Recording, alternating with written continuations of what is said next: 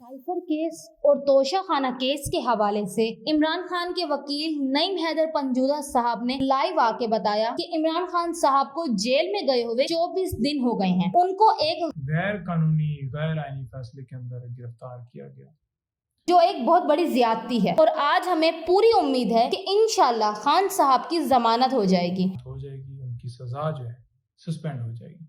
दूसरी जानिब उन्होंने ये कहा कि यही कहा जा रहा है कि साइफर केस में खान साहब को गिरफ्तार कर लिया गया है, तो ऐसा मुमकिन नहीं है। ऐसा मुमकिन नहीं है।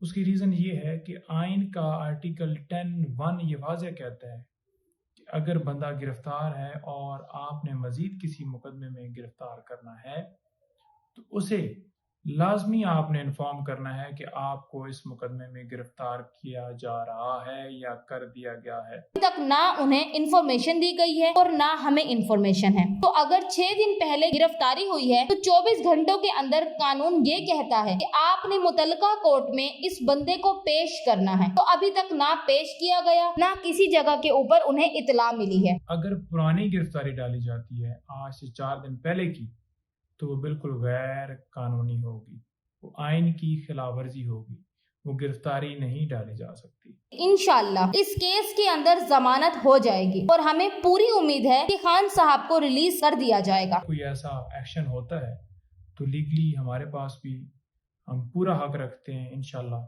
उस हिसाब से हम परसू करें। चेयरमैन पीटीआई के वकला ने एक और दरख्वास्त दायर की है कि और सबसे कुछ देर बाद इमरान खान की तोशा खाना केस में सजा मुअत्तली की दरख्वास्त पर फैसला सुनाया जाएगा और ये फैसले के बाद अगर उन्हें हाई कोर्ट में रिलीफ मिलती है, सजा मुअत्तल हो जाती है, जमानत पर रिहा कर दिया जाता है, तो हुक्म के बाद कुछ केसेस हैं जिनकी जमानतें खारिज हो चुकी हैं, जिस पर उनको खदशा है उनको किसी केस में गिरफ्तार कर लिया जाएगा और रिहाई की गुंजाइश बाकी नहीं होगी। इसीलिए आज इस्लामाबाद हाई कोर्ट में ये दरख्वास्त दायर की गई है कि किसी भी दूसरे केस में चेयरमैन पीटीआई को गिरफ्तार करने से रोका जाए।